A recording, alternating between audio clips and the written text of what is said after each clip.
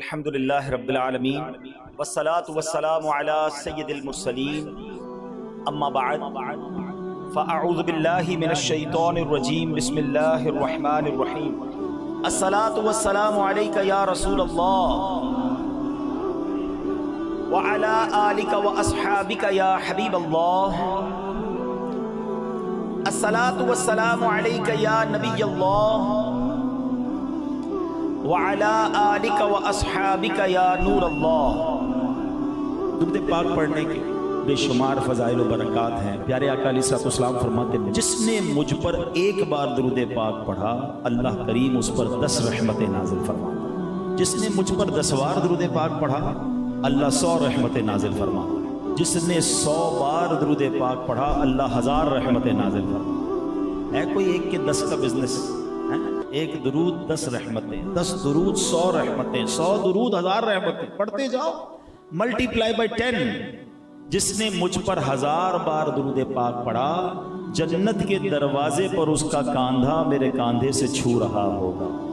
اے میرے پیارے اسلامی بھائیوں، آج سے سینکڑوں سال پہلے زمین و آسمان کو سجایا جا رہا تھا، ستارے زمین کی طرف جھک رہے تھے، ہر طرف دھوم دھام تھی، جنت سجائی جا رہی تھی، فضائیں مہک رہی تھی، ہر طرف خوشیاں ہی خوشیاں تھیں، کلیاں کھل رہی تھی، پھول مہک رہے تھے، بہار ہی بہار تھی، ہر طرف انوار و تجلیات کی بارش برس رہی تھی۔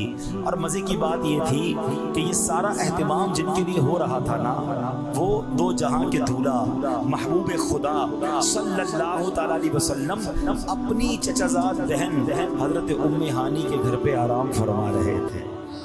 آقا تو آرام کر رہے تھے اور سارا عالم سجایا جا رہا تھا، تیاری کی جا رہی تھی، قربان میں شان و عظمت کے سوئے ہیں چین سے بستر پر، جبریل امی حاضر ہو کر معراج کا مجدہ سناتے ہیں۔ معراج کی رات فرشتوں کے سردار نبی پاک علیہ الصلوۃ والسلام کی بارگاہ میں حاضر ہوئے، معراج کی خوشخبری سنائی۔ معراج کی رات میرے آقا مکہ مکرمہ سے بیت المقدس پہنچتے ہیں، تمام نبیوں کی تمام رسولوں کی امامت فرمائی، میرے آقا کو آسمانوں کی سیر کروائی گئی، جنت اور دوزخ کے طبقات دیکھے، عرش پہ بلایا گیا اور اللہ نے اپنے حبیب کو اپنا دیدار کروایا۔ اے میرے پیارے اسلامی بھائیوں، بڑی مبارک رات ہے، ایسے ایسے واقعات ہوئے کہ جب بھی سنے ایمان تازہ ہو جاتا ہے۔ میرے پیارے اسلامی بھائیوں، اب اس سے پہلے کہ میں کچھ معراج کے واقعے کی تفصیل بیان کروں، معراج کے بارے میں علماء نے بڑی پیاری حکمتیں بیان کی ہیں۔ دیکھیں ایک بات پہلے یہ سمجھ لیں کہ جتنے انبیاء آئے نا سب کو معجزات عطا کیے گئے، اللہ نے سب کو معجزات دیے، مگر میرے آقا وہ ہیں محبوب خدا ہے نا، اللہ کے حبیب ہیں، آخری نبی ہیں صلی اللہ تعالی علیہ وسلم۔ پچھلے جتنے انبیاء کو جتنے معجزے عطا کیے گئے میرے آقا کو ان تمام معجزات کا مجموعہ عطا کر دیا گیا۔ کم و بیش 1,24,000 انبیاء کو جتنے معجزے ملے نا وہ سارے معجزات ٹوٹل کر لیں تو وہ بھی نبی پاک کو عطا کیے گئے، اور پھر کچھ خاص معجزات بھی دیے گئے جو اور کسی کو نہیں دیے گئے۔ اچھا علماء بڑی پیاری بات فرماتے ہیں کہ یوں تو نبی پاک کے بہت سارے معجزات ہیں، میرے آقا تو سرتاب قدم معجزہ ہے نا، اعلیٰ حضرت کہتے ہیں سرتاب قدم ہے تنے سلطان زمن پھول، لب پھول دہن پھول زکن پھول بدن پھول، تن کا بھی ہمارے تو ہلائے نہیں ہلتا، آقا تم چاہو تو ہو جائے ابھی کوہ مہن پھول۔ تو میرے آقا تو سرتابہ قدم معجزہ ہے۔ علماء کہتے ہیں جتنے معجزات ہیں نا یہ نارمل ہیں، چاند کا 2 ٹکڑے کر دینا، سورج کو واپس پلٹا دینا، لکڑی کو ہاتھ لگا کر تلوار بنا دینا، کسی صحابی کی آنکھ واپس لگا کر روشن کر دینا، خاری کنویں میں لعاب ڈال کر اسے میٹھا کر دینا۔ علماء کہتے ہیں یہ پیارے آقا کے لیے نارمل سی بات ہے، اگر جو میرے آقا کا مرتبہ ہے نا، جو شان ہے، اس کے مطابق 2 ہی معجزات ہیں، ٹھیک ہے؟ اور وہ 2 معجزے کون سے ہیں؟ ایک معجزہ ہے معراج کا اور ایک معجزہ ہے قرآن مجید فرقان حمید کا۔ یہ نبی پاک کی شان بتاتا ہے۔ معراج کی رات کیا ہوا کہ وہ رب جس کو کسی نے نہیں دیکھا، اپنی سر کی آنکھوں سے اللہ کو کسی نے نہیں دیکھا، رب عز و جل نے اپنے محبوب کو اپنا دیدار کروایا۔ لوگ بڑی بحث کرتے ہیں، پتہ نہیں کیوں کرتے ہیں، کہ یار نبی پاک کو علم غیب ہے کہ نہیں؟ مجھے بتائیے ساری کائنات کا سب سے بڑا غیب کیا ہے؟ اللہ تبارک و تعالیٰ خود ہے، کیونکہ کسی نے دیکھا ہی نہیں ہے۔ غیب وہی ہوتا ہے نا، انسین، نالج آف انسین، بغیر دیکھے والی نالج، جس کو دیکھا نہ جا سکے، جو غیب میں ہو۔ تو کائنات کا سب سے بڑا غیب خود ذات باری تعالیٰ ہے، اللہ کو دیکھا ہی نہیں کسی نے۔ تو جب اللہ نے اپنا آپ دکھا دیا تو پھر کون سا غیب باقی رہ جائے گا؟ سیدی اعلیٰ حضرت نے، وہ کہتے ہیں نا پنجابی میں گلی مکا دی، ساری باتوں کا جواب ہی دے دیا نا، مل کے پڑھ لیتے ہیں۔ اور کوئی غیب کیا تم سے نہا ہو بھلا، نہا کہتے چھپا ہوا، حضور اور کون سا غیب آپ سے چھپ سکتا ہے؟ اور کوئی غیب کیا تم سے نہا ہو بھلا، اور کوئی غیب کیا تم سے نہا ہو بھلا، تم سے نہا ہو بھلا، جب نہ خدا ہی چھپا تم پہ کروڑوں درود، جب نہ خدا ہی چھپا تم پہ کروڑوں۔ تو یہ اتنا بڑا معجزہ، ٹھیک ہے؟ اچھا اب اس کی کچھ لاجکس بھی سمجھ لو، حکمتیں بھی سمجھ لو۔ پیارے آقا علیہ الصلوۃ والسلام کو جو دونوں معجزات دیے گئے نا، قرآن اور معراج، یہ بڑی کمال کی بات ہے، سمجھنے والی بات ہے کہ جتنے انبیاء آتے ہیں ان کا اس دور کے مطابق انہیں معجزات دیے گئے۔ حضرت عیسیٰ علیہ الصلوۃ والسلام کا دور تھا کہ جب لوگ علاج میں بڑے ترقی کر گئے تھے، اب جو اچھا علاج کرتا تھا لوگ اسے بڑا آدمی مانتے تھے۔ حضرت عیسیٰ علیہ الصلوۃ والسلام آئے تو اللہ نے آپ کو ایسا معجزہ دیا کہ آپ مادر زاد اندھے پر دم کرتے تھے وہ آنکھ والا ہو جاتا تھا، کوڑ کے مرض والے جسم پر ہاتھ پھیرتے تھے اس کو علاج ہو جاتا تھا۔ تو لوگوں نے کہا حضور علاج تو ہمارے ڈاکٹر بھی کرتے ہیں، مردہ کو زندہ نہیں کر سکتے، آپ مردہ کو زندہ کریں پھر ہم آپ کو اللہ کا نبی مانیں گے۔ اللہ کریم نے حضرت عیسیٰ کو یہ بھی معجزہ دیا کہ وہ مردہ کو جا کر کہتے کم باذن اللہ تو وہ کھڑا ہو جایا کرتا تھا۔ معجزہ کیسا تھا اس دور کے مطابق؟ حضرت موسیٰ علیہ السلام کا دور آیا، جادوگروں کا دور تھا، طرح طرح کے جادو دکھاتے تھے۔ اللہ نے آپ کو عصا کا معجزہ دیا، آپ اپنی لکڑی ڈالتے تھے وہ بہت بڑا سانپ بن جاتی اور سارے ان جادوگروں کے جادو کے سانپ کو نگل جاتی تھی، ٹھیک ہے نا۔ ید بیدا دیا، آپ اپنا ہاتھ گریبان میں ڈالتے تھے وہ روشن ہو جاتا تھا۔ یعنی جیسا دور تھا، جیسے لوگ تھے ویسا معجزہ۔ اب نبی پاک کا جو دور تھا نا، عرب کے لوگ تھے، ان کو اپنی زبان پر بڑا ناز تھا، وہ کہتے تھے ہم بڑے بولنے والے، ہمیں اچھا بولنا آتا ہے، انٹلیکچوئلز تھے۔ میں بڑی عجیب بات بتانے جا رہا ہوں، شاید بہت سارے لوگوں کو پہلی بار پتہ چلے گی۔ عرب کے رہنے والے کیا کہلاتے ہیں؟ عربی۔ کیا کہلاتے ہیں؟ اور جو عربی نہیں ہوتے وہ کیا کہلاتے ہیں؟ کیا کہلاتے ہیں؟ زور سے، عجمی۔ ہم کون ہیں؟ عجمی۔ کتنا شوق سے بتا رہے ہو، آپ کو پتا ہے عجمی کے معنی کیا ہے؟ عرب کے لوگ کہتے تھے ہم بولنے والے، ہم عربی ہیں، باقی ساری دنیا گونگی ہے۔ گونگا، بول نہ سکنے والے کو عجمی کہتے ہیں۔ یعنی ان کو اپنی بولی پر اتنا ناز تھا کہ وہ کہتے بولنا ہمیں ہی آتا ہے، عربیوں کو بولنا آتا ہے، باقی ساری دنیا عجمی، ہم عجمی ہیں، ہے نا۔ یعنی ایسا دور تھا، ان کے اندر زبانوں سے مقابلے ہوتے تھے، الفاظ سے مقابلے ہوتے تھے، تلوار کے مقابلے کے ساتھ ساتھ وہ کلام کے ذریعے بھی مقابلہ کرتے تھے۔ اب ایسے دور میں نبی پاک تشریف لائے، اللہ نے آپ کو کیسی زبان عطا فرمائی، کیسے جملے عطا فرمائے، اللہ اکبر۔ میرے آقا جب گفتگو فرماتے تھے نا تو بڑے بڑے فصحا، بلغا، انٹلیکچوئل، جن کو اپنی زبان پر بڑا ناز تھا، گنگ ہو جاتے تھے، خاموش ہو جاتے تھے کہ یہ کہاں سے گفتگو لے کر آئے، کدھر سے سیکھ کر آئے۔ بریلی کے تاجدار یہی تو بات کہتے ہیں نا کہ میں نثار تیرے کلام پر ملی یوں تو کس کو زبان نہیں، وہ سخن ہے جس میں سخن نہ ہو، وہ بیاں ہے جس کا بیاں نہیں، آقا تیرے آگے یوں ہیں دبے لچے، فصحا عرب کے بڑے بڑے، کوئی جانے منہ میں زبان نہیں بلکہ جسم میں جان نہیں۔ اب آقا نے قرآن کی تلاوت کرنا شروع کی، وہ کہتے یہ کسی بشر کا کلام نہیں ہے، قرآن کے آگے یہ سارے بے بس ہو گئے۔ تو قرآن جواب تھا ان لوگوں کے لیے جن کو اپنی زبان پر بڑا ناز تھا۔ لیکن یہ دور نبی پاک کا صرف عرب کے لوگوں کا دور تو نہیں تھا نا، میرے آقا تو آخری نبی ہیں، قیامت تک دور نبی پاک کا ہے۔ تو ہو سکتا ہے آج تو سائنس نے بڑی ترقی کر لی، جہاز بن گئے، راکٹ بن گئے، اسپیس اسٹیشن بن گئے، سپر سونک ایئر کرافٹ بن گئے، موبائل فون آ گیا، انٹرنیٹ آ گیا، تو ہو سکتا ہے کوئی اٹھ کے کہتا جناب آپ تو کہتے ہیں کہ ہر نبی کو اس کے دور کے مطابق معجزہ دیا گیا، آج تو سائنس کا دور ہے، بتاؤ تمہارے نبی کے پاس کون سا معجزہ ہے؟ ہائے ہائے، پوری دنیا کی سائنس کو جواب ہے معراج شریف ہے۔ دنیا نے بڑی ترقی کی ہے، نو ڈاؤٹ، گھنٹوں میں مہینوں کا سفر طے ہو جاتا ہے، مگر سنو میرے آقا نے جو سفر کیا تھا نا، نبی پاک نے مکے سے بیت المقدس کا سفر کیا، بیت المقدس سے 7 آسمان کی سیر کی، جنت کی سیر کی، جو جہنم کے طبقات ملاحظہ کیے، رب کی بارگاہ میں حاضری دی۔ یہ پورا سفر کر کے میرے آقا واپس آتے ہیں تو ابھی نبی پاک کا بستر گرم ہے، دروازہ کھولتے ہیں تو کنڈی کتنی دیر ہلتی ہے؟ چند سیکنڈ۔ آقا دروازہ کھول کر گئے تھے، واپس آ گئے، پورا سفر کر کے کنڈی ابھی بھی ہل رہی ہے۔ وضو کر کے تشریف لے گئے تھے تو وضو کا پانی بہتا ہے تھوڑی دیر، میرے آقا یہ صدیوں کا سفر کر کے واپس آئے ہیں اور وہ وضو کا پانی ابھی بھی بہ رہا ہے۔ یہ کیسا ٹریول تھا، یہ کتنی سپیڈ تھی، اللہ اکبر۔ اب عقل تو کہتی کہ ٹائم کو کیا ہو گیا تھا، سب چیزیں ویسی کی ویسی اور آقا سفر کر کے آ گئے تو سبحان اللہ۔ اب آؤ عشق کی زبان میں جواب لے لو۔ میرے اور آپ کے ہاتھ میں گھڑی ہے، گھڑی ہوتی ہے نا، اس کا سیل نکال لیں تو گھڑی کی ٹک ٹک رک جائے گی نا، پھر سیل لگائیں گے تو پھر چلنا شروع ہو جائے گی، ایسا ہی ہے نا۔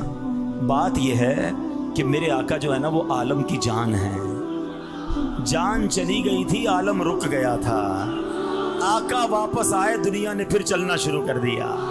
بریلی کے تاجدار یہی تو بات فرماتے ہیں نا، وہ جو نہ تھے تو کچھ نہ تھا، وہ جو نہ ہو تو کچھ نہ ہو، وہ جو نہ تھے تو کچھ نہ تھا، وہ جو نہ ہو تو کچھ نہ ہو، جان ہے وہ جہان کی، واللہ جان ہے وہ جہان کی، جان ہے تو جہان ہے، پڑھیے صلی علی نبینا صلی علی محمد۔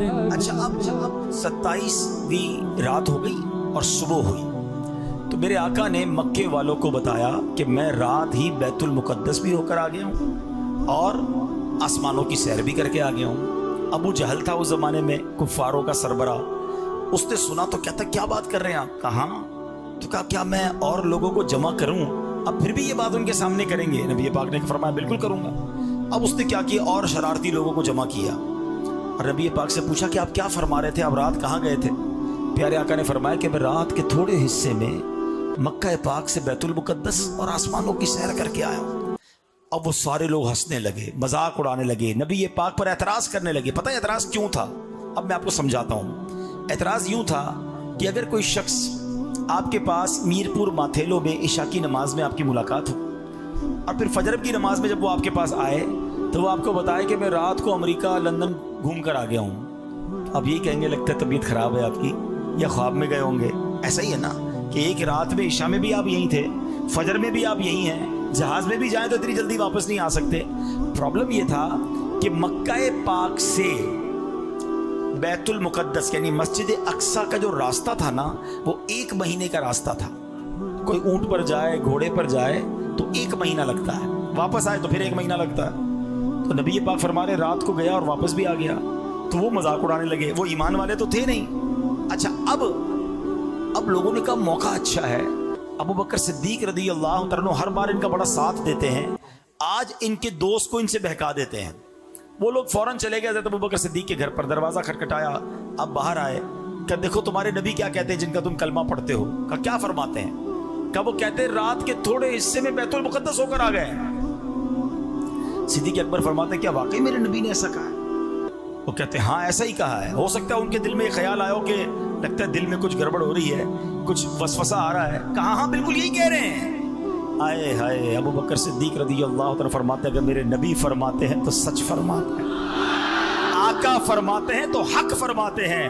वो दिन है, आज का दिन है। सिद्दीक अकबर का नाम सिद्दीक पड़ गया, तस्दीक करने वाला पड़ गया। लोगों ने पूछा, ए अबू बकर तुम तो बड़े अक्लमंद हो, इस बात की तस्दीक कैसे करते हो कि थोड़ी देर में बैतुल मुकद्दस से कोई वापस आ सकता है? सिद्दीक अकबर ने बड़ा कमाल का जवाब दिया, कहा ये तो जमीनी खबरें हैं, हमारे आका तो हमें आसमान की खबरें देते हैं, हम उस पर भी तस्दीक लाए हैं, हम तो उस पर भी ईमान लाए हैं। आका फरमाते अल्लाह एक है, हमने माना अल्लाह एक है। वो फरमाते जिब्रील आते हैं कुरान लेके, हमने देखा नहीं, हम कहते जिब्रील आते हैं। वो कहते कुरान रब की किताब है, हम मानते कुरान रब की किताब है। जब इतनी बातें मानते हैं तो अगर यही महबूब कह रहे हैं बैतुल मुकद्दस हो आए हैं तो हमने ये भी माननी है। लेकिन सच्ची बात पता है क्या है? सिद्दीक अकबर रज़ी अल्लाह तआला अन्हु ने हमें बड़ा प्यारा सबक सिखा दिया। हाँ, ये जरा मैं वसवसा भी आज क्लियर कर दूं और अकीदा भी बयान कर देता हूं। पहले तो जरा प्रॉब्लम यह है कि 27वीं रजब की सुबह दो किस्म के ग्रोह थे।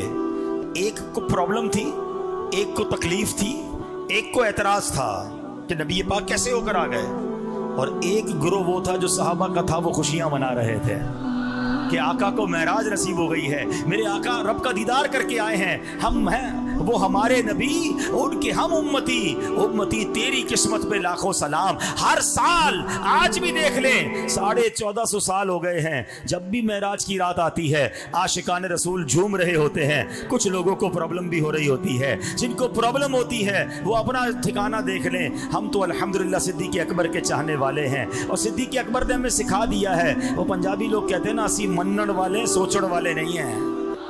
हाँ, हमारा काम लब्बैक कहना है। अल्लाह ने फरमाया, अल्लाह के हबीब ने फरमाया, हमने बिल्कुल मान लेना है। हर बात अकल में आए ये ज़रूरी नहीं। आज से 100 साल पहले अगर किसी को कहते कि बंदा जहाज़ में बैठकर उड़ेगा तो लोग मजाक उड़ाते। कोई ये कहता कि जनाब टेलीफोन पर अपने घर वालों को अमेरिका में बैठकर भी देख लेगा तो लोग मजाक उड़ाते। आज हर आदमी देख रहा है, उसके मोबाइल में मौजूद है। अरे जब तुम कनेक्शन के ज़रिए यहाँ बैठकर अमेरिका में बात कर सकते हो तो अगर औलिया किराम रूहानी कनेक्शन के ज़रिए दुनिया भर को देख ले तो इसमें क्या प्रॉब्लम है? हम दुनियावी कनेक्शन के जरिए देखें तो कोई प्रॉब्लम नहीं, वो रूहानी कनेक्शन के जरिए देखें तो किसी को क्यों एतराज बनता है? तो एक तो ये बात क्लियर हो गई। दूसरा, एक वसवसा क्रिएट करते ना लोग, खामखाई ज़हनों में बात डाल देते हैं कि जनाब बात तो ठीक है, मेराज हुई थी मगर ख्वाब में हुई थी। नबी पाक को जो मेराज हुई ना वो जिस्मानी नहीं, वो ख्वाब में हुई थी। ये एतराज आता है। चले इसकी भी काट कर देता हूं। लॉजिकली जवाब, सिंपल जवाब। आप कभी सुबह उठें और आपका बच्चा आपके साथ सोया हुआ हो या छोटा भाई हो और वो उठ कर कहे कि अबू रात में लाहौर भी गया, इस्लामाबाद भी गया, कराची भी गया, फिर सुबह उठा तो अपने बिस्तर पर ही था, तो आप क्या कहेंगे? बेटा कोई बात नहीं, मैं भी रात को घूमता ही रहता हूँ, कोई मसला नहीं है। ऐसा ही है ना, ख्वाब में कोई कहीं भी चला जाए कोई प्रॉब्लम है? कोई एतराज नहीं है ना, सभी घूमते रहते हैं। मुझे एक बात बताएं, नबी पाक ने जब 27 रजब की सुबह ये ऐलान किया कि मैं बैतुल मुकद्दस से होकर आया हूँ, अबू जहल और उसके चेलों ने जो एतराज़ किया, वो एतराज़ क्यों किया? फिर इसका मतलब क्या है? जरा समझदार लोग मेरी बात समझेंगे। अगर नबी पाक का ये ऐलान था कि मैं ख्वाब में होकर आया हूँ तो एतराज़ तो कोई ना करता। आका ने ऐलान ही ये फरमाया था कि मैं जिस्मानी तौर पर होकर आया हूँ। बात समझ आ रही है? ये एतराज करना, ये झगड़ा बनना, ये आर्ग्यूमेंट होना बता रहा है कि मेरे आका का दावा यही था, नबी पाक का अनाउंसमेंट ही यही था कि मैं जिस्मानी तौर पर बैतुल मुकद्दस होकर आया हूँ। तो सुभान अल्लाह, हमारा जो अकीदा है वो बिल्कुल दुरुस्त है कि रब ने अपने हबीब को उनके जिस्म अक़दस के साथ, रूह मुकद्दस के साथ, सुभान अल्लाह, ये सैर करवाई है। अल्लाह जो चाहे, इन्नल्लाह अला कुल्लि शैइन कदीर, हमें उसकी कुदरत पर यकीन है। अच्छा जनाब, ये तो बात क्लियर हो गई। अब आओ, उन कुफ़ार से सब्र नहीं आया ना उनको, कहा अच्छा वाकई होकर आए, कहा होकर आए। अच्छा, ये भी इन्हें पता था कि ये कभी बैतुल मुकद्दस गए नहीं है, नबी पाक कभी जिस्मानी तौर पर बैतुल मुकद्दस नहीं गए, इन्हें मालूम था। तो उन्होंने कहा अच्छा एक बात बताएं, आप रात गए? फरमाया हाँ मैं गया। कहा अच्छा हम आपसे कुछ सवाल करना चाहते हैं। कहो। कहा ये बताएं, बैतुल मुकद्दस की मिसाल दे रहा हूँ, कितने पिलर्स हैं, उसकी दीवारें कैसी हैं? क्योंकि उनको ये पता था कभी गए तो नहीं है, अगर ये वाकई गए तो बता देंगे। अच्छा, ये बड़ा टिपिकल क्वेश्चन था। अब मिसाल देता हूँ, मैं आज बयान कर रहा हूँ। अब मैं यहाँ से वापस चला जाऊँ तो कोई मुझे कहे बताओ आप गए थे? मैं कहाँ, बताओ जिस गोडाउन में गए थे उसके पिलर कितने हैं? तो मैंने पिलर थोड़ी गिने हैं भाई, मुझे तो ये भी नहीं पता पीछे दीवार का कलर क्या है। कोई क्या यार आप बयान करने गए थे, बताएं पीछे दीवार का कलर क्या है? मैं बयान करने गया था, चीजें नोट करने तो नहीं गया था कि कितनी लाइटें, कितने पंखे हैं। अब اب نبی پاک سے بڑا عجیب سوال انہوں نے کیا کہ آپ واقعی گئے تھے؟ کہاں؟ تو بتائیے اس کی دیواریں کیسی ہیں، اس کی محرابیں کیسی ہیں؟ اب انہوں نے نبی پاک کو ایک طرح سے معاذ اللہ جھوٹا ثابت کرنے کے لیے عجیب عجیب سوال کرنے شروع کر دیے، مگر انہیں معلوم نہیں تھا وہ بات کس سے کر رہے ہیں۔ وہ رب کے حبیب ہیں جن کے سبب کائنات بنی ہے۔ اللہ اکبر۔ اب دیکھو اس دن کیا ہوا، اللہ کریم نے اپنے محبوب کے سامنے، ہم کہتے ہیں نا ڈیجیٹلی، جناب آج کل جو ہے وہ کمپیوٹر کے ذریعے بہت ساری چیزیں ہم دیکھ سکتے ہیں، انٹرنیٹ کا زمانہ ہے۔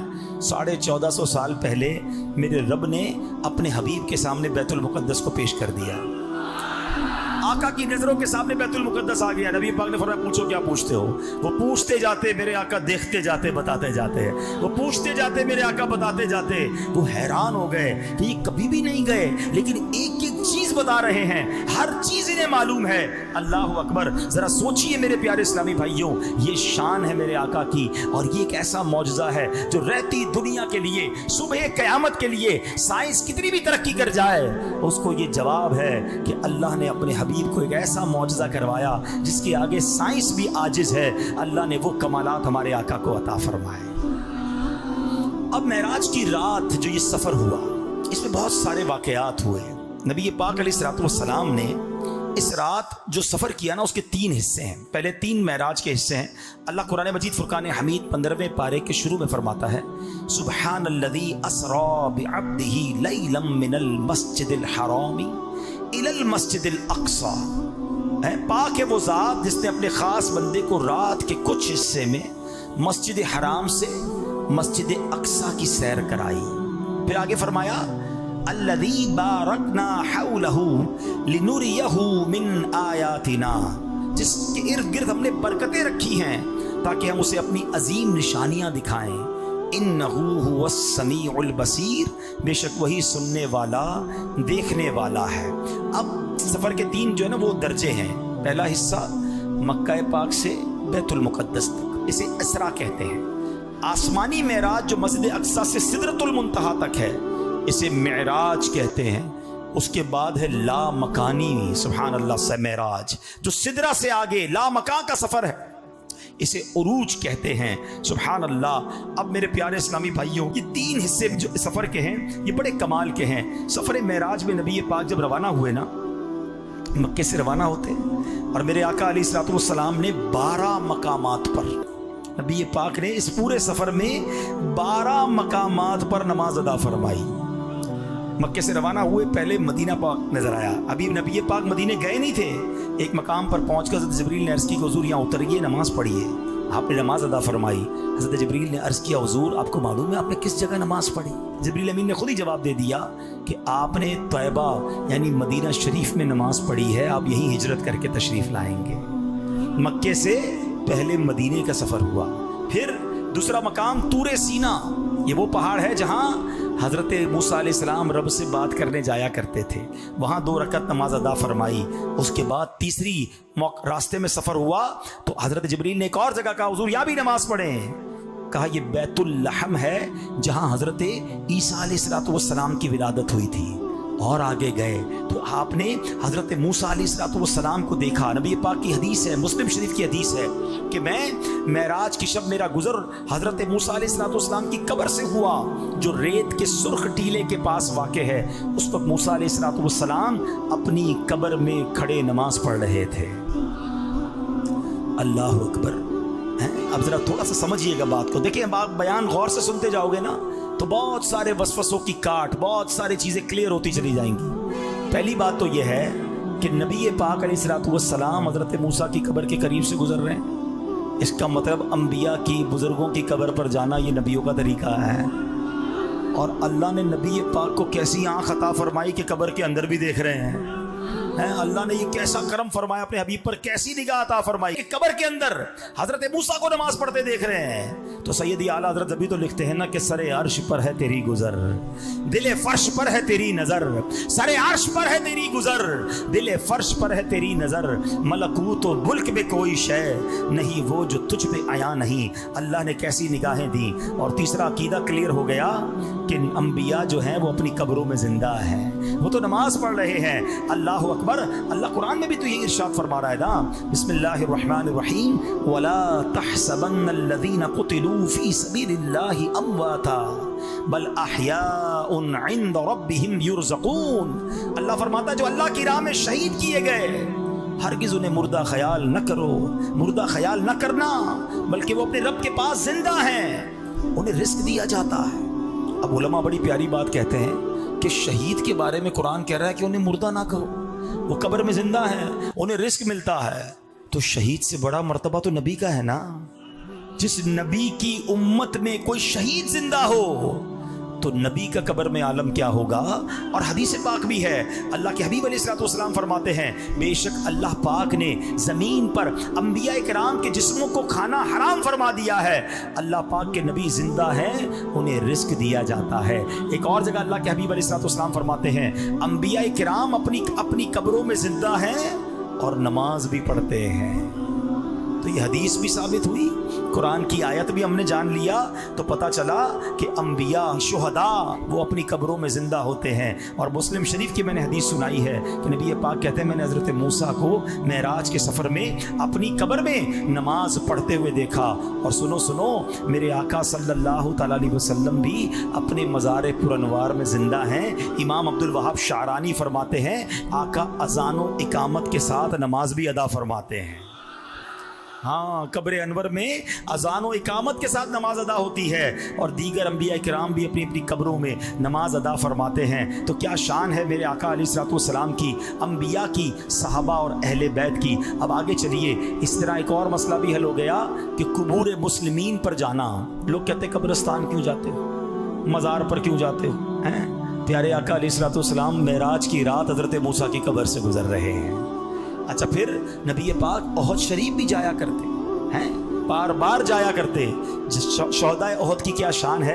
مدینہ پاک میں یہ قبرستان موجود ہے, اور جہاں سید الشہداء سیدنا حمزہ کا مزار بھی ہے. بلکہ اتنی پیاری بات نبی پاک نے فرمائی جس کا مضمون ہے کہ شہداء احد کو سلام کہا کرو, سیدنا امیر حمزہ کو سلام کہا کرو, کہ جو ان کو سلام کہتا ہے یہ قیامت تک سلام کہنے والے کو سلامتی کی دعا سے نوازتے ہیں. تو مزارات اولیاء پہ جانا, صحابہ کے مزار, انبیاء کے مزار پہ جانا, یہ کوئی پرابلم نہیں ہے. اچھا, ایک اور بات, نبی پاک نے مدینہ پاک میں نماز پڑھی, بیت اللحم جہاں حضرت عیسیٰ کی ولادت ہوئی وہاں نماز پڑھی. پیارے آقا علیہ الصلوۃ والسلام نے کوہ طور پر نماز پڑھی.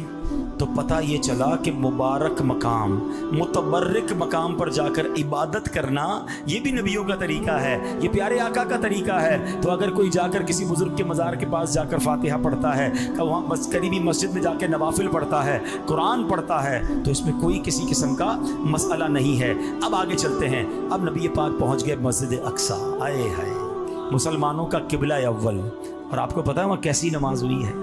کائنات میں ایسی نماز کبھی نہیں ہوئی ہے. سارے انبیاء صف بصف کھڑے ہیں, اور میرے آقا پہنچتے ہیں, اور جبریل امین نبی پاک سے عرض کرتے ہیں حضور آپ نے امامت کرنی ہے. سارے نبیوں کی امامت نبی پاک نے بیت المقدس میں فرمائی. اور سبحان اللہ, اب نبی پاک علیہ الصلوۃ والسلام نے جو نماز پڑھائی نا, 2 رکعت نماز پڑھائی تھی. پہلی رکعت میں میرے آقا نے سورہ کافرون کی تلاوت فرمائی, دوسری رکعت میں سورہ اخلاص کی تلاوت فرمائی. انبیاء کی 7 صفیں تھیں, ان میں 3 صفیں مرسلین کی تھیں. ذرا سوچو تو صحیح کیسا منظر ہوگا کہ مقتدی ہیں سارے انبیاء, مقتدی ہے سارے انبیاء, مصطفیٰ امام ہو گئے. یہ کیسی نماز ہے. بریلی کے تاجدار کہتے ہیں آؤ میں بتاتا ہوں اس میں راز کیا ہے, یہ نماز اقصیٰ کیوں کروائی گئی. اللہ اکبر. آپ فرماتے نماز اقصیٰ میں تھا یہی سر, عیاں ہو معنائے اول آخر, ہے دست بستہ پیچھے حاضر. جو سلطنت آگے کر گئے تھے, جو پہلے سلطنت کر گئے, جو انبیاء پہلے گزر گئے, انہیں بھی بتانا تھا کہ امام الانبیاء, ساری دنیا کو گویا یہ پیغام دیا گیا کہ یہی آقا ہے, یہی امام الانبیاء ہیں. اے میرے پیارے اسلامی بھائیوں, اب اس کے بعد 7 مزید مقامات ہیں جو نبی پاک نے نماز پڑھی, اور وہ 7 آسمان ہیں. آقا ہر نماز پر 2 رکعت ادا کرتے کرتے اوپر گئے. اب ذرا غور کرنی ہے. اب میں اپنے بیان کے پیغام کی طرف آتا ہوں کہ یہ اسرا کا سفر جو ہے, یہ معراج کا جو سفر ہے, یہ جاتے ہوئے بھی نمازیں ہیں, قدم قدم پر نمازیں ہیں, قدم قدم پر سجدے ہیں. اور جب رب کی بارگاہ میں پہنچے تو وہاں سے تحفہ بھی نماز کا ملتا ہے. آپ کو پتہ ہے 3 تحفے ملے نبی پاک علیہ الصلوۃ والسلام کو اس رات اللہ کی بارگاہ سے 3 خاص تحفے ملے ہیں۔ سورہ بقرہ کی آخری آیات یہ پڑھتے رہا کرو آمن الرسول سے، یہ جو آیتیں ہیں نا یہ بڑی کمال کی آیتیں، بڑی مقبول دعائیں قبول ہونے والی آیتیں ہیں، تو اس کو یاد کر لیں، نماز میں بھی پڑھا کریں، دعا میں بھی پڑھا کریں۔ اور پھر فرمایا دوسرا تحفہ 5 نمازیں، اور تیسرا تحفہ یہ ملا کہ شرک اور کفر سے بچنے والے جتنے امتی ہیں ان کی بخشش کر دی جائے گی۔ تو اب نماز کا جو تحفہ ملا نا، یہ نمازیں تو ملی تھی 50۔ آپ جب واپس آئے تو حضرت موسیٰ علیہ السلام نے آپ سے ملاقات کی۔ اب حضرت موسیٰ کی سپیڈ دیکھیں، تھوڑی دیر پہلے قبر میں نماز پڑھ رہے ہیں اور پیارے آقا سے آسمان پہ ملاقات بھی ہو رہی ہے۔ تو نبیوں کو اللہ نے بڑے کمالات سے نوازا ہے، تو جب حضرت موسیٰ کا یہ عالم ہے تو پھر ہم کیوں نہ کہیں کہ فریاد امتی جو کرے حال زار میں، ممکن نہیں کہ خیر بشر کو خبر نہ ہو، آقا بھی ہماری مدد فرمائیں گے۔ اب آقا سے حضرت موسیٰ عرض کرتے ہیں حضور 50 نمازیں آپ کی امت نہیں پڑھ سکے گی، اب جائیے کچھ کم کروا کے آئیے۔ میرے آقا پھر جاتے ہیں، عرض کرتے ہیں 5 کم ہو جاتی ہیں، تو حضور پھر جائیے یہ بھی زیادہ ہے۔ آقا پھر جاتے ہیں 40 ہو جاتی ہے، بار بار عرض کرتے ہیں، نبی پاک بار بار جاتے ہیں، 9 بار نبی پاک جاتے ہیں بارگاہ الہی میں۔ اب کتنی ہو گئی؟ 5۔ حضرت موسیٰ عرض کرتے ہیں حضور یہ بھی زیادہ ہیں، مجھے بنی اسرائیل کا تجربہ ہے، اب یہ بھی کم کروائیے۔ اللہ کے حبیب فرماتے ہیں اب مجھے شرم آتی ہے۔ سبحان اللہ، محبوب و محب کی باتیں ہیں نا، اللہ کی طرف سے ارشاد ہوتا ہے اے محبوب ہمارے کلمات بدلتے نہیں، تمہاری امت نماز 5 پڑھے گی، ثواب 50 کا ہی دیا جائے۔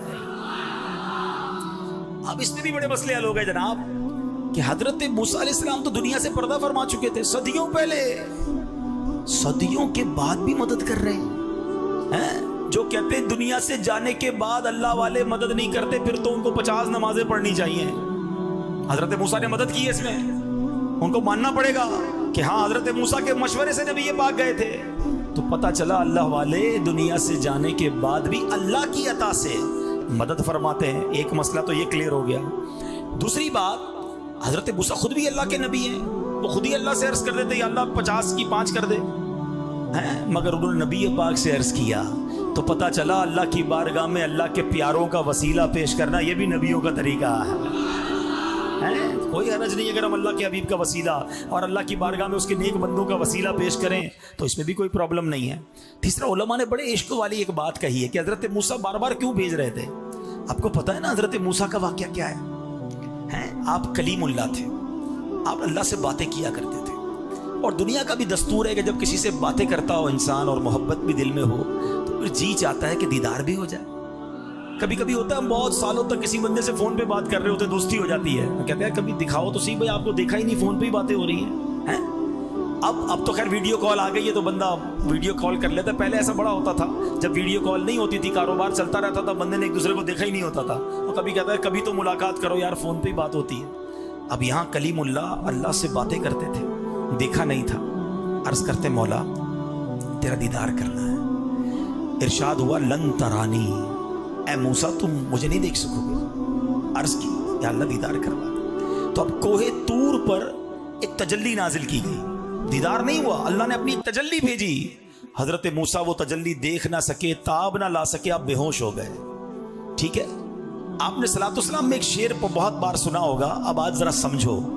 ایک طرف حضرت موسیٰ تاب نہ لا کر بے ہوش ہو گئے ہیں، اور دوسری طرف اپنے حبیب کو بلایا جا رہا ہے، دیدار کروایا جا رہا ہے، جلوے دکھائے جا رہے ہیں۔ فرق دیکھو حبیب اللہ اور کلیم اللہ میں، اور یہ شعر آپ نے کئی بار صلاۃ والسلام میں سنا ہوگا کہ فرق مطلوب و طالب کا دیکھے کوئی، قصہ طور و معراج سمجھے کوئی۔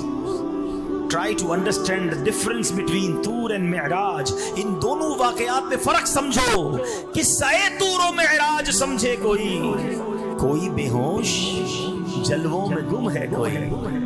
سمجھ آ رہی ہے؟ کوئی بے ہوش جلووں میں گم ہے کوئی، کس کو دیکھا یہ موسیٰ سے پوچھے کوئی، آنکھ والوں کی ہمت پہ لاکھوں سلام۔ یہ شان ہے حبیب اللہ کی، ٹھیک ہے نا۔ اچھا، اب حضرت موسیٰ کے ساتھ یہ واقعہ تو ہو چکا تھا، وہ دیدار تو کر نہیں سکے تھے، انہوں نے کہا کہ نبی یہ پاک دیدار کر کے آئے ہیں۔ اچھا، یہاں بھی ہوتا ہے ایسا، عاشقوں کے انداز ہوتے ہیں۔ اب کوئی بیچارہ غریب، کوئی دور مدینہ نہ دیکھا ہو جس نے، تڑپ رہا ہو، مدینہ دیکھا نہیں اس نے، اب کوئی مدینے سے آتا ہے تو کیا کہتا ہے؟ یار تمہاری آنکھیں دیکھ لوں جس نے مدینہ دیکھا، میں ان آنکھوں کو چوم لوں جس نے مدینہ دیکھا. وہ شاعر کہتے ہیں نا، ان کی آنکھوں کا نور تو دیکھو جن کا دیکھا ہوا مدینہ ہے، جن کا دیکھا ہوا مدینہ ہے. ہم نارملی یہ کرتے ہیں نا کہ جو مدینہ دیکھ کے آتا ہے بندہ کہتا ہے میں اس کی آنکھیں دیکھ لوں. حضرت موسیٰ نے کہا میں نے تو رب کو نہیں دیکھا، محبوب ابھی تازہ تازہ دیکھ کر آئے ہیں. کہا حضور ذرا دوبارہ جائیے نا، 5 نمازیں اور کم کروا کر آئیے. آقا رب کی بارگاہ میں گئے، واپس آ رہے ہیں، حضرت موسیٰ پھر ان آنکھوں کو دیکھ رہے ہیں. حضور دوبارہ جائیے، حضور دوبارہ جاتے ہیں، دوبارہ آتے ہیں، حضرت موسیٰ پھر ان آنکھوں کو دیکھ رہے ہیں. یہ آنکھیں رب کو دیکھ رہی ہیں، حضرت موسیٰ ان آنکھوں کو دیکھ رہے ہیں. اچھا ایک اور بڑا کمال کا سوال ہے کہ معراج کی رات پھر حاضری کتنی بار ہوئی؟ آقا رب کی بارگاہ میں گئے کتنی بار؟ ایک بار تو بلایا گیا. اب بڑی کمال کی بات کہنے جا رہا ہوں، بات بڑی باریک ہے. کوئی بہت بڑا دربار ہو، کوئی بہت مشہور آدمی ہو، کوئی بڑا دنیا کا صدر وزیر اعظم ہو، ہمیں اپوائنٹمنٹ ملے، ہمیں بلایا بھی جائے، ہم ایک بار تو اس کی اجازت کے ساتھ جا سکتے ہیں، مگر باہر نکل کر دوبارہ نہیں جا سکتے ہیں، کیونکہ دوبارہ اجازت لینی پڑے گی نا. اس نے تو ایک بار بلایا تھا. مگر یہاں تعلق کیسا ہے کہ بار بار جاتے ہیں، بار بار آتے ہیں. ارے کمال ہے، جب جائے جاتے ہیں، جب چاہے آتے ہیں. یہی بات تو بریلی کے تاجدار کہتے ہیں نا، کسرے دنا تک کس کی رسائی، کسرے دنا تک کس کی رسائی، جاتے یہ ہیں آتے یہ ہیں، صلی اللہ علیہ وسلم، صلی اللہ علیہ وسلم، صلی اللہ علیہ وسلم. ہمیں اس بات کا فخر ہے، ہمیں اس بات کی خوشی ہونی چاہیے، ہمارا ایمان مضبوط ہونا چاہیے کہ میں جس نبی کا امتی ہوں نا، اس کی رسائی بڑی کمال کی ہے، ان کی اپروچ بڑی زبردست ہے، ان کی رسائی کیسی ہے. اور سنو، صرف معراج کی رات رسائی نہیں تھی، بلکہ محشر کے دن بھی انہی کی رسائی ہوگی. ہاں ساری دنیا دیکھے گی کہ کسی اور کی نہیں چلنی. چلنی کس کی ہے؟ آؤ بریلی کے تاجدار بتاتے ہیں، سنتے ہیں کہ محشر میں صرف ان کی رسائی ہے. He is one and only. محشر میں صرف ان کی رسائی ہے، سنتے ہیں کہ محشر میں صرف ان کی رسائی ہے، گر ان کی رسائی ہے لو پر تو بنائی ہے. اب سب ایسے آقا ہیں جن کی معراج کی رات بھی رسائی ہے، بارگاہ الہی میں رسائی ہے، معراج میں رسائی ہے. تو پھر تو اس آقا سے تعلق مضبوط کر لو نا، کیونکہ انہوں نے ہی کام آنا ہے، انہوں نے ہی شفاعت کرنی ہے، انہوں نے ہی بخشوانا ہے. اگر وہ ناراض ہو گئے تو مارے جائیں گے. ہاں یاد رکھنا، اور کوئی نہیں ہمارا، ہمارے پاس انہی کا آسرا ہے. اور ہم یقین کریں پچھلی امتوں سے زیادہ لکی ہے کہ ہم آقا کے امتی بنے ہیں. میری خوش قسمتی میں تیرا امتی. یقین کرو لکی ہم. کسی اور امت میں بھی پیدا ہو سکتے تھے نا، کسی اور نبی کے زمانے میں پیدا ہو سکتے تھے. یہ اللہ نے مجھ پر اور آپ پر احسان کیا ہے کہ سرکار کا امتی بنا دیا ہے. اب جب امتی بنے ہونا، غلام بنے ہونا، تو پھر پکے غلام بنو نا، سچے عاشق بنو نا. نماز کتنی بڑی نعمت ہے آپ کو پتہ ہے؟ جتنے احکام، روزہ، زکوٰۃ، حج، اسلامی احکام جبریل امین آقا کی بارگاہ میں زمین پر لے کر حاضر ہوتے تھے. مگر نماز کی اہمیت سمجھو کہ محبوب کو لا مقام پر بلا کر عطا فرمایا گیا ہے، سدرۃ المنتہا اور اس سے آگے بلا کر دیا گیا ہے۔ سوچو نماز کی اہمیت کیا ہے۔ اور سبحان اللہ، سنو کہ جو نماز ہے نا، وہ نماز مومن کی معراج ہے۔ الصلاۃ معراج المومن، ارے نماز ہماری معراج ہے۔ آج آقا کی معراج کی بات سن رہے ہو نا، کہ نبی پاک کو معراج ملی، اس رات آقا خالی ہاتھ نہیں آئے، ہماری بھی معراج لے کر آئے ہیں کہ تم نماز پڑھ لو۔ اور سنو اے نمازیوں، بندے تو ہم بھی ہیں نا، تمنا تو ہماری بھی ہے نا کہ پیارے آقا نے تو خالق کا دیدار کیا ہے، ہم بھی تو دیکھتے مالک کیسا ہے، خالق کیسا ہے۔ جس رب نے دنیا اتنی خوبصورت بنائی، اس رب کی خوبصورتی کا عالم کیا ہوگا، ہیں؟ مگر ہم تو بندے ہیں، ساڑی تو کوئی پہنچ ہی نہیں ہے۔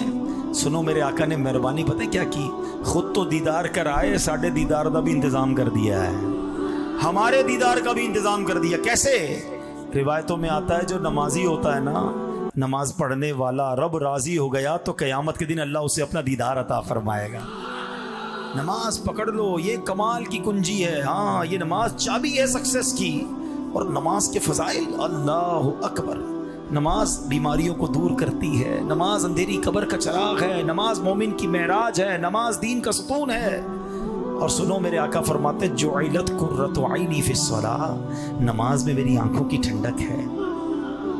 امتی ہوں، آقا سے محبت بھی کرتا ہوں، تو جس میں آقا کی آنکھوں کی ٹھنڈک ہے اس کو پکڑ لوں نا میں، پھر کیسے نماز قضا ہوگی؟ اور جو نماز نہیں پڑھتے، یہ کوئی چھوٹا جرم نہیں ہے۔ آج ہمارے سامنے کوئی شرابی آ جائے، ہم کہتے ہیں اوہ شراب پیتا ہے، او یہ تو جواری ہے، او یہ تو ہیروئنچی ہے، اور یہ تو بدکاری زنا کرتا ہے۔ یقیناً یہ بڑے گناہ ہیں، یہ چوری کرتا ہے، بڑے گناہ ہیں۔ مگر نماز نہ پڑھنا ان سب سے بڑا گناہ ہے، یہ ان سب سے بڑا کبیرہ گناہ ہے، لیکن کسی کو ٹینشن ہی نہیں۔ آج ہمارے گھر بچی کا رشتہ کرنا ہو تو کیا ڈھونڈتے ہیں؟ شرابی تو نہیں، جواری تو نہیں ہے، کوئی غلط کام چوری چکاری تو نہیں کرتا۔ او بھائی یہ پوچھو نماز پڑھتا ہے کہ نہیں پڑھتا، نماز ہی نہیں پڑھتا کوئی بات نہیں، معاذ اللہ۔ حالانکہ نماز فرق ہے مومن اور کافر کے درمیان۔ جو بے نمازی ہوتا ہے، نبی پاک نے اپنے ہاتھوں کو ملا کر بتایا کہ اللہ ناراض ہو گیا نا تو اس کو قبر ایسے دبائے گی جیسے کہ پسلیاں ٹوٹ پھوٹ کر ایک دوسرے میں پیوست ہو جائیں گی۔ اس کی قبر میں گنجا سانپ مسلط کر دیا جائے گا جو قیامت تک اسے مارتا رہے گا۔ کیسے نماز قضا ہو جاتی ہے بھائی؟ کچھ لوگ ملتے ہیں کہتے ہیں یار بس 4 نمازیں پڑھ لیتا ہوں، فجر میں آنکھ نہیں کھلتی۔ اچھا فجر میں آنکھ نہیں کھلتی، جس دن صبح سویرے ٹرین ہو تمہاری وہ بھی مس ہو جاتی ہے؟ کبھی یہ کہا یا ٹرین چلی گئی آنکھ نہیں کھلی؟ کسی کی فلائٹ ہو اس کی آنکھ نہیں کھلتی؟ نہیں، وہ تو جناب رات کو ایئرپورٹ پہنچ جاتا ہے۔ کبھی نوکری جہاں کرتے ہیں، سیٹ نے کہا صبح 7 بجے آنا ضروری، میٹنگ ہے بہت ضروری ہے، 6:30 بجے اٹھ جاتا ہے بندہ، بھائی صاحب ناراض ہو گیا تو نوکری سے نکال دے گا۔ ساری چیزیں ٹائم پہ ہو جاتی ہے، نماز میں تمہاری آنکھ نہیں کھلتی۔ اس کا مطلب یہ کہ نماز کی وہ اہمیت نہیں ہے تمہارے نزدیک، ورنہ کیسے مومن کی ڈکشنری میں نماز قضا کیسے ہو سکتی ہے؟ اگر آپ کھڑے ہو کے نماز نہیں پڑھ سکتے، آپ کو بیٹھ کے پڑھنی ہے، نماز پڑھنی ہے۔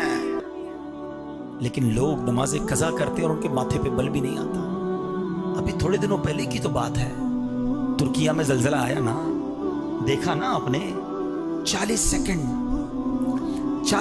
میں کیا ہوا؟ جو گھر والے تھے وہ بے گھر ہو گئے، 40 سیکنڈ پہلے جو صحت مند تھے وہ معذور ہو گئے، 40 سیکنڈ پہلے جو زکوٰۃ دینے والے تھے وہ زکوٰۃ لینے والے بن گئے، 40 سیکنڈ پہلے جو زندہ تھے 40 سیکنڈ بعد دنیا سے چلے گئے، لاکھوں لوگ شہید، معذور، بے گھر ہو گئے۔ مگر ہم پھر بھی، میں یہی سوچتا ہوں کہ یار ایسا زلزلہ جس سے ہم سب نے مناظر دیکھے ہیں، مگر کیا ہماری مسجد میں نمازی بڑھ گئے؟ کیا ہم نے توبہ کر لی کہ یار میں بھی کسی دن سوؤں گا اٹھوں گا ہی نہیں؟ آپ کو پتہ ہے زلزلہ کتنے بجے آیا ہے؟ صبح 4:15 بجے آیا ہے۔ 99% لوگ اپنے گھروں میں تھے، بستر پر تھے اور سوتے سوتے ہی چلے گئے۔ بچپن میں ایک جملہ سنتے تھے نا، ایک شعر سنتے تھے، سونے والے رب کو سجدہ کر کے سو، کیا خبر اٹھے نہ اٹھے صبح کو، کیا خبر تیری صبح ہو نہیں اور صبح ہو تجھ ہو زیر زمین۔ یہ تو ایسا ہی ہوا نا، سوتے ہی چلے گئے۔ جو فلمیں دیکھ کر سوتا ہے، معاذ اللہ شراب پی کے سوتا ہے، بدکاری کر کے سوتا ہے، دوستوں کے محفل میں بیٹھ کر غیبتیں کر کر کے سوتا ہے، رات بھر کیا کرتے ہیں ہم لوگ، कितने लोग हैं जो इशा पढ़ के वुजू करके अल्लाह तौफीक दे तो सूरह मुल्क पढ़ के सलातुत तौबा पढ़ के सोते हैं। हमारी तो नींद भी बड़ी अजीब है। हालांकि अगर नींद को समझो ना, ये क्या है, आपको पता है सोने की दुआ क्या है? अल्लाहुम्मा बिस्मिका अमूतु व अहया। भाई नींद की बात हो रही है, मौत की बात क्यों आ रही है इसमें? हदीस में नींद को मौत की बहन करार दिया गया। उठने के बाद की दुआ पता है? अल्हम्दुलिल्लाहिल्लज़ी अहयाना बाद मा अमातना व इलैहि नुशूर। उस अल्लाह का शुक्र जिसने मौत के बाद फिर जिंदगी दी। अरे मैं तो सो के उठा हूं, व इलैहि नुशूर, उसी की तरफ जाना है। रोज प्रैक्टिस कर रहे हैं मौत के करीब जाकर वापस आने की। आज तो आ गया, हो सकता है किसी दिन जाऊंगा मगर वापस नहीं आऊंगा। कब तौबा करेंगे, कब नमाजें पढ़ेंगे, कब अल्लाह को राजी करेंगे? टाइम नहीं मिलेगा अलग से कि तौबा कर लो, अब नमाजें पढ़ लो। हमें नहीं पता अगला 1 घंटा, अगला 1 मिनट हमारे लिए क्या लिखा हुआ। आगाह अपनी मौत से कोई बशर नहीं। सामान 100 बरस का है, पल की खबर नहीं। हमारा तो बस एक ही मकसद है, माल जमा कर लें, घर बना लें। अच्छा, किसी का बड़ा घर देखते तो दिल छोटा हो जाता है। अरे जो अल्लाह ने दिया उस पर शुक्र अदा करो। ये घर बार, ये माल सेकंडों में जा सकता है। हमने देखा ना, अपने अपनी आंखों से देखा, मालदार भी रोड पे, पैसे वाला भी और गरीब भी रोड पे। वो एक वाकया हुआ ना, तुर्किया में एक शख्स कहता है मैं मकान किराए पे था मेरा, तो मेरे पास पैसे नहीं थे। मालिक मकान को कहा कि 1 महीने का किराया नहीं है मेरे पास, मुझे रहने दो, अगले महीने दे दूंगा। कहता निकलो घर से बाहर। धक्के दे के बाहर निकाल दी। बीवी बच्चों के साथ रोड पे आ गया। घर तो था नहीं, मैंने एक चादर लगाई, एक खैमा लगाया, रोड पे रहने लगा। रात जलजला आया, सुबह मालिक मकान भी मेरे खैमे में आ गया। समझ आई बात है? कल उसको घर से निकाला, सुबह खुद घर से बाहर था। इतनी देर लगती है? हाँ, अपने माल पर, अपने जाहो जलाल पर, अपनी होशियारी पर कोई इतराना नहीं है। जो दिया रब ने दिया, शुक्र अदा करो, उसे राजी करो, वो नाराज ना हो जाए। और इसी वाक़े से जो नमाज नहीं पढ़ते ना, सुनो एक सबक वाला वाक़या सुनाता हूँ। इसी जलजले से 3-4 दिन के बाद एक बच्ची को निकाला गया। बच्ची जख्मों से चूर चूर है, होश में नहीं, आंखें बंद है, मुंह भी सूजा हुआ है। बच्ची पता है क्या कहती है? या अल्लाह मेरा क्या बनेगा, मैंने 3 दिन से नमाज नहीं पढ़ी है। वो 3 दिन मलबे में दबी हुई थी। वो नमाज ना पढ़ने की वजह से उसे सिर्फ यही बार बार ख्याल आ रहा है, या अल्लाह मुझे माफ़ करना, मैंने नमाज नहीं पढ़ी। या अल्लाह मेरा क्या बनेगा, मैंने 3 दिन नमाज नहीं पढ़ी है। ये उन तमाम लोगों के लिए मैसेज है जिनकी बिस्तर पर नमाज कज़ा हो जाती है, जिनकी दुकान पर बैठे बैठे नमाज कज़ा हो जाती है, जो दोस्तों में बैठे होते हैं और मौज़िन पुकारता है हय्या अलल फलाह, हय्या अलस सलाह, और उनकी नमाज कज़ा होती है। क्या जवाब देंगे हम अल्लाह को? एक तरफ कहते हैं गुलामी रसूल में मौत भी कबूल है, और दूसरी तरफ नमाज ही कबूल नहीं है। आओ मेरे प्यारे इस्लामी भाइयों, आज सब नियत करें कि आज के बाद हमारी कोई नमाज कज़ा नहीं होगी। अगर वाकई नीयत बनती हो, झूठा वादा नहीं, झूठा नारा नहीं, पक्की नीयत बनती हो, तो फिर ऐसा नारा लगाओ कि शैतान इधर से भाग जाए। आज के बाद हमारी कोई नमाज कज़ा नहीं होगी। आज के बाद फिल्में ड्रामे नहीं देखेंगे, गाने बाजे नहीं सुनेंगे, हराम रोजी के करीब नहीं जाएंगे। सच्चे आका के उम्मती हैं, अब सच बोलेंगे, झूठ के करीब नहीं जाएंगे। फिर देखें इंशाअल्लाह, अगर वाकई ये जो आपने वादे किए ना, ऐसे हम बन गए ना, फिर तो नबी पाक ने ऐसी नजर फरमानी है, दुनिया में भी खैर हो जानी है, आखिरत में भी खैर हो जानी है। हाँ, आका ने फिर दामन में छुपा लेना है। हम अच्छे उम्मती बन जाएं, फिर तो वो बड़े मेहरबान हैं, फिर तो वो बड़े करीम हैं। हाँ, बस हम सच्चे गुलाम बन जाएं तो बस। अब अल्हम्दुलिल्लाह, ये जो आपने नीयतें की है ना, ये नीयतों पर अगर पाबंदी चाहते हो ना, इस्तिकामत चाहते हो, तो फिर दावत इस्लामी का माहौल, इसको अपना लें। अल्लाह पाक अमल करने की तौफीक अता फरमाए। सल्लु अलल हबीब।